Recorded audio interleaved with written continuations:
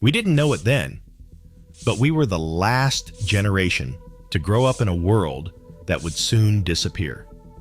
The 1970s gave us a childhood that today's kids will never understand, and honestly, might not even believe existed. This was a time when children vanished after breakfast and returned when the streetlights came on. When families gathered around one television set, because that was all anyone needed. When neighbors knew each other's names and looked out for each other's kids without being asked. This was the decade that gave us banana seat bicycles, Saturday morning cartoons, rotary phones with cords that stretched across kitchens, and a freedom that would terrify modern parents. The world was slower, simpler, more connected in ways that had nothing to do with technology. Growing up in the 1970s meant being part of something that no longer exists, a way of life that the modern world has quietly erased. Let's walk through what childhood actually felt like during that vanished decade. Some of this might bring back memories that hit harder than expected. Some of it might explain why so many who lived it feel like strangers in today's world. Let's step back into that world one more time. Homes in the 1970s looked nothing like homes today. The colors alone would shock modern eyes. Harvest Gold appliances sat next to avocado green countertops. Burnt orange shag carpeting covered floors so thick that toys would disappear into it. Wood paneling lined basement walls, giving every room that warm, dark feeling that somehow felt safe. The living room had one purpose: family. There was one television, maybe 19 inches, encased in a wooden cabinet like furniture. No one had their own screen. If the family watched something, everyone watched it together. Arguments over what channel to watch were settled by whoever got to the dial first, or by dad, whose vote always counted more. The kitchen was where mother spent hours every day. Meals were cooked from scratch because there was no other option. Microwaves were rare and expensive. Frozen dinners existed, but were considered a failure, something you served only when sick or desperate. Dinner happened at the same time every night, and everyone sat at the table together. No phones to check, no distractions, just family talking about the day. Bedrooms were simple. Kids shared rooms without complaint. Toys were kept in a single box or closet. There were no entertainment systems, no computers, no devices glowing in the dark. Bedtime meant lying in the dark, maybe with a nightlight, listening to the house settle and parents talking softly in another room. The backyard was the world. It did not need to be fancy. A swing set, maybe a sandbox, some grass to run on. That was enough for hours of entertainment. Kids invented games with sticks and rocks. Imagination was the only technology required. Childhood in the 1970s operated on rules that would seem foreign today. Kids left the house in the morning, especially during summer, and simply disappeared into the neighborhood until hunger or darkness brought them home. No cell phones, no way for parents to reach them, no tracking apps. Parents trusted the neighborhood. They trusted other adults to watch out for children who were not their own. If a kid misbehaved 3 blocks away, a neighbor would correct them, and word would get home before the child did. The village really did raise children. Bicycles were freedom machines.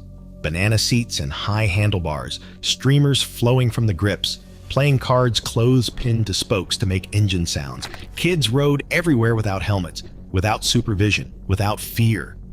Falling off and getting scraped up was just part of growing up. Playgrounds were dangerous by today's standards. Metal slides that burned skin in summer. Merry-go-rounds that spun until kids flew off.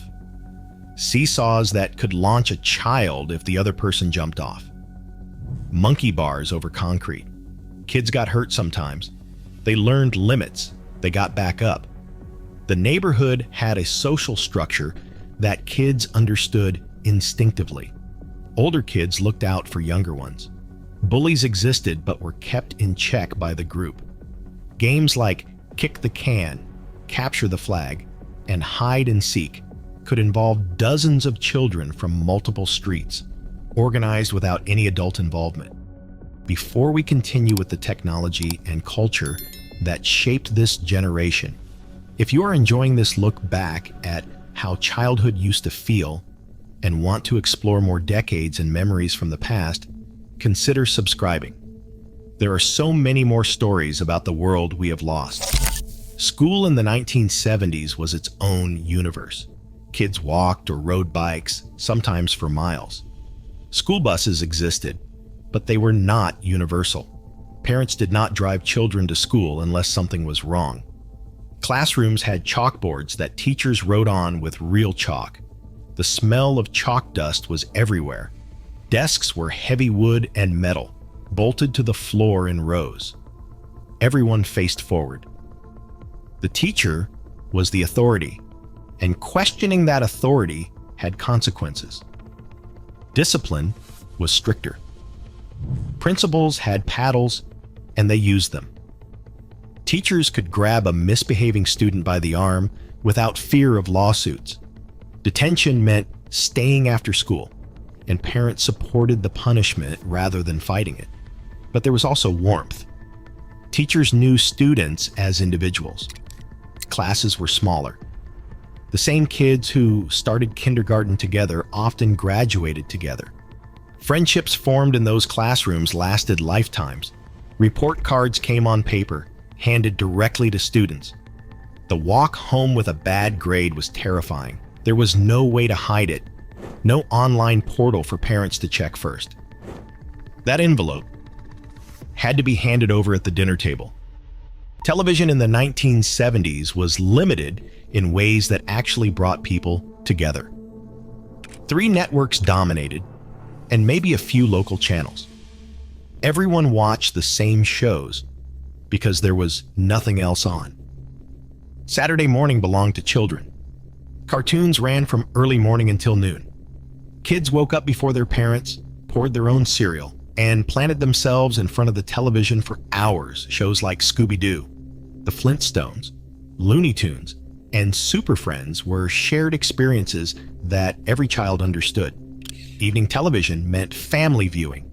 Families planned their nights around shows like Happy Days, The Brady Bunch, All in the Family, and Little House on the Prairie. These were not just programs. They were events that everyone discussed the next day. There was no recording. Missing a show meant missing it forever, unless summer reruns brought it back. This made television feel precious. Appointment viewing was mandatory, not optional. Television signed off at night. After a certain hour, there was only static. The national anthem would play. Then the screen would show the test pattern and snow. The world had an off switch. Toys and games were physical objects that required imagination to bring to life. Action figures did not talk or move on their own. Dolls needed children to supply their voices and their adventures. Building blocks, Lincoln Logs, and Tinker Toys created whatever young minds could envision. Board games gathered families around tables. Monopoly games could last entire weekends. Games like Life, Sorry, Clue, and Battleship taught patience, strategy, and how to lose gracefully. There was no resetting, no starting over with a button press. Outside games required nothing but other children. Red Rover, Tag, and Hopscotch, drawn in chalk on sidewalks. Jump rope rhymes were passed down through generations. Foursquare on playgrounds had rules that varied by neighborhood. Playing cards were entertainment technology. Families played rummy, go fish, and war. Kids learned to shuffle and to deal. A deck of cards could provide hours of entertainment without batteries or electricity. Music in the 1970s came from the radio and the record player. AM radio played the hits. FM radio was for album rock, something older siblings listened to with headphones, disappearing into whole albums. Records were precious objects. Kids saved allowance money to buy an album, brought it home, carefully slid it from the sleeve, and placed the needle just right. The ritual mattered. The crackle before the music started was anticipation itself. Kids knew album covers as art. They studied liner notes, memorized lyrics, and understood that music came from artists who made something tangible. There was no easy skipping of tracks. Albums were meant to be heard start to finish. Transistor radios let kids carry music outside. Tinny speakers played AM hits while kids rode bikes or sat on porches. Casey Kasem's American Top 40 counted down the biggest songs every week. Kids listened, waiting to hear if their favorite would make number one. Food was different, in ways both good and bad. Families ate dinner together almost every night. Meals were planned, prepared, and served at the table. Fast food was a rare treat, not a regular occurrence. McDonald's was special. School lunches came in metal lunchboxes decorated with favorite characters. Sandwiches in wax paper, a piece of fruit, maybe a cookie wrapped in napkins. Trading lunch items was a schoolyard economy. Junk food existed but was not constant. Candy was purchased at corner stores with coins saved over weeks. Soda was for special occasions. Sugar cereals were Saturday morning privileges, not daily entitlements. Gardens were common. Families grew tomatoes, cucumbers, beans. Children helped weed and water without considering it unusual. Food came from somewhere real, and kids understood that connection. What defined growing up in the 1970s was presence. People were where they were, fully. There were no distractions pulling attention elsewhere. Conversations happened face to face. Boredom existed, and it taught children to create their own entertainment. The world moved slower. Days felt longer. Summers stretched endlessly. There was time to do nothing, and doing nothing wasn't considered wasted time. But that world didn't last. It couldn't compete with convenience, with technology, with progress. The things that made childhood in the 1970s special were quietly replaced by things that made life easier, but somehow emptier. Neighborhoods where children roamed freely gave way to scheduled playdates and supervised activities. The shared TV experience fractured into individual screens. The dinner table lost its place as the family gathering point. For those who grew up in that decade, there is a strange grief that's hard to explain. Not for the past exactly, but for a way of being that the world decided it no longer needed. A childhood that required nothing but imagination, community, and time. The 1970s didn't just end. They were left behind, and those who lived them carry that world inside, even as everything around them has changed beyond recognition. For those with memories of that vanished era, there is always more history to explore.